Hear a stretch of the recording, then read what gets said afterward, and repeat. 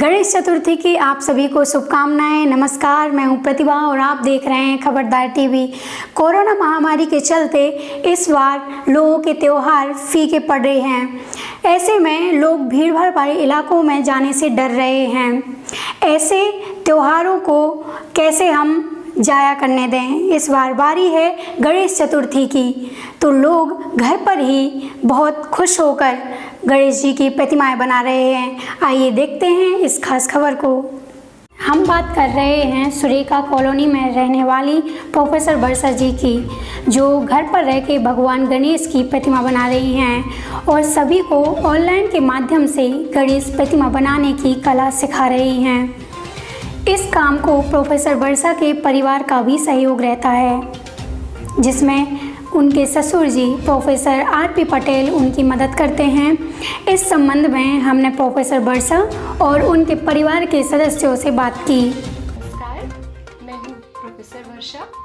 मैं यहाँ पे आपको इको फ्रेंडली गणेशा बनाने की विधि बता रही हूँ, जिसमें मेरा कोई कोर्स का एक्सपीरियंस तो नहीं, बट हाँ बतौर हॉबी मैंने इस पे काम किया है। 6 साल से मैं इसकी कई वर्कशॉप्स ले रही हूँ।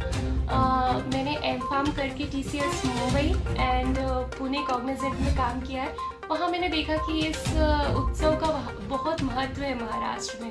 तो मन में आया कि कुछ ऐसा करते कि इको फ्रेंडली तरीके से मूर्तियाँ बनाई जाए और लोगों तक पहुँचाई जाए। लेकिन मैं अकेली कितनी मूर्तियाँ बना सकती थी, तो मैंने सोचा कि क्यों ना workshops online offline corporate school colleges में सिखाई जाए। तो बस मैंने ये शुरुआत की और कई वर्कशॉप्स मैंने ली। जैसे आप देख रहे हैं मिट्टी, ये बिल्कुल 1 मिनट में मैंने मोल्ड की है। इसमें थोड़े स्टेप्स होते हैं, 6 स्टेप्स में पूरी फिनिश्ड मूर्ति बनती है। उसके बाद मैंने भोपाल में भी एज अ प्रोफेसर काम किया है। वहाँ भी मैंने कॉलेजेस में कई वर्कशॉप्स ली। आज ही मैंने ऑनलाइन SIR की फार्मेसी सेज ग्रुप भोपाल के लिए एक ऑनलाइन क्लास ली, जिसमें अप्रॉक्स 500 कैंडिडेट्स ने पार्टिसिपेट किया। सो मेरा उद्देश्य यही है कि इस इको फ्रेंडली तरीके को हम कितना स्प्रेड कर सकते हैं, इसमें लोगों तक कितना पहुंच सकते हैं, क्योंकि ये बहुत पॉकेट फ्रेंडली मेथड है।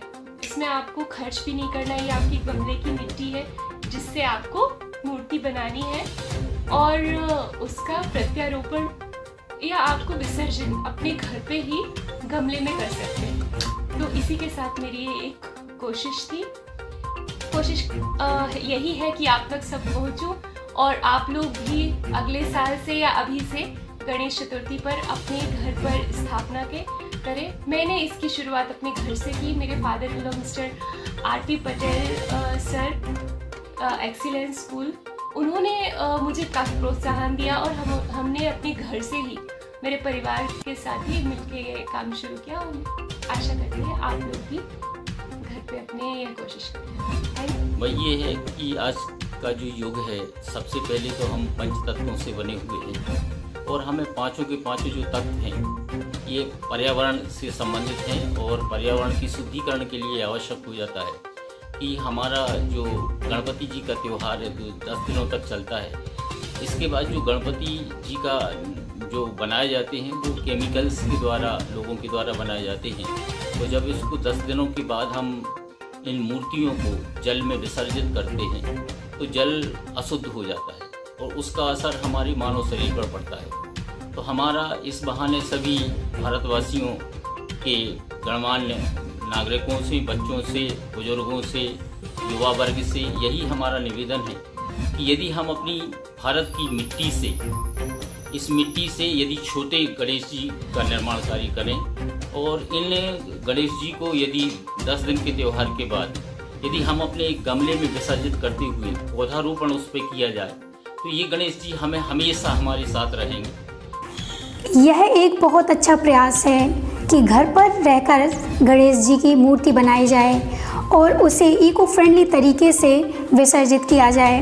घर पर बनाए हुए मूर्तियों में किसी भी प्रकार का केमिकल उपयोग नहीं होता है, जिससे पर्यावरण को भी किसी प्रकार का नुकसान नहीं होता है। और जब मूर्ति का विसर्जन किया जाता है तो उसे अपने घर पर ही एक गमले में विसर्जित करें और बाद में उस गमले में एक तुलसी का पौधा रोपा जाए, जिससे भगवान गणेश हमेशा हमारे साथ उस तुलसी के रूप में रहेंगे। खबरदार टीवी के लिए दमोह से नरेंद्र ठिया की रिपोर्ट।